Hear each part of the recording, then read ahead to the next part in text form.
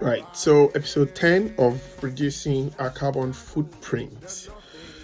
Um, yeah, so we're currently on risk management, and we've covered risk identification and articulation. So we've identified risks and we've kind of documented the risks.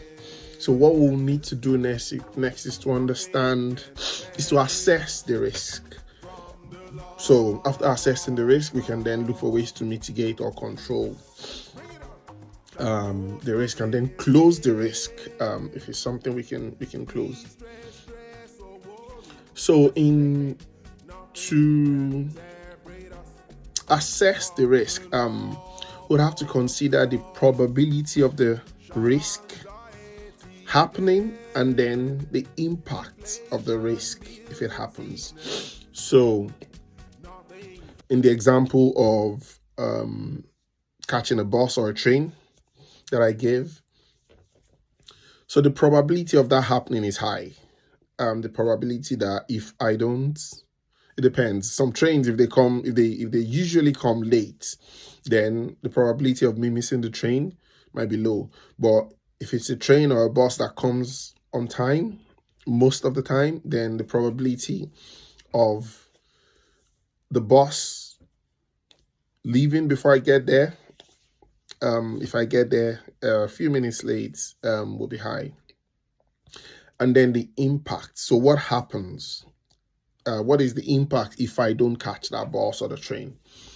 So if I'm going for an interview, then the impact will be high because I'll be stressed. I would have to maybe take a taxi, which will cost significantly more. If I'm going for a party, then the impact might not be that much, because if I am 30 minutes late for a party, it's not really a big deal.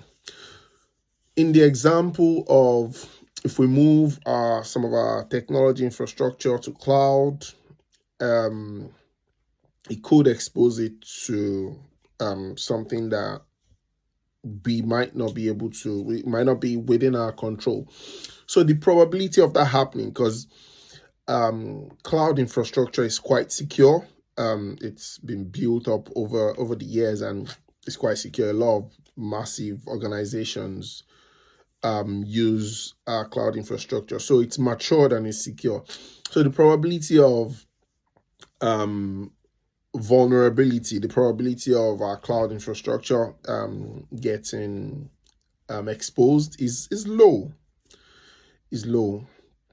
But the impact, if someone finds or gets their access to it, would be high, because we've seen organizations that have had data breaches, and these data breaches, you get fined by regulators. Customers no longer trust you, so the impact is massive, but we don't see that happening every day. So the probability of that happening is low, but the impact is high. So we can assign or attach some financial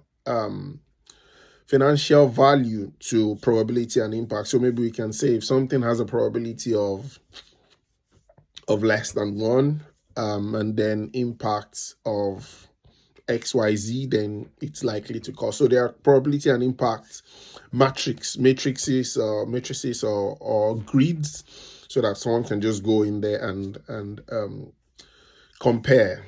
So you know that this is of low probability, this is of high probability, this is what this project is likely to, this is what this risk is likely to cost us. So, and it helps kind of prioritize different types of risks, so that you know what you're dealing with.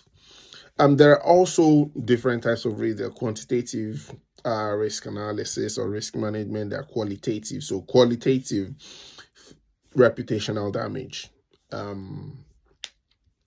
is a qualitative one.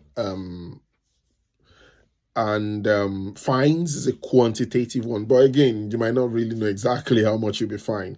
But for things that have specific financial value attached to it, so that could be quantitative. So say for instance, if you have a fixed amount of payment, so like the the printing example I gave in one of the previous episodes. So if we print 5 million copies, 5 million letters, and it costs 1 million to print a letter, then that's 5 million. That's a quantitative assessment of the risk. Right, so that's risk management in a nutshell. Then we can now look for ways to mitigate the risk. So what are the things we want to put in place to reduce the likelihood and the impact of the risk? In the train or bus example, it would be that I will get to the bus early. I'll get ready and get to the bus or train station early. In the cloud infrastructure, moving to cloud infrastructure example, could be that we'll focus more on the security of our cloud estate, the security of our cloud infrastructure. So that would mean something that we might not previously have considered. We might have to spend more money to make it more secure, and have like alternative. It could be that we could have multiple sites. So if one site is attacked, we can still keep using another site. So that's some mitigation.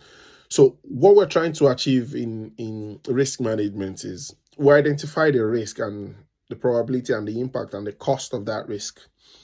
Going through the risk management process, it should reduce or mitigate or close the risk, so the risk no longer exists. But at least the impact of the risk should be reduced. I'll leave it there for today, and then I'll see you on the other side. Cheers. Bye-bye.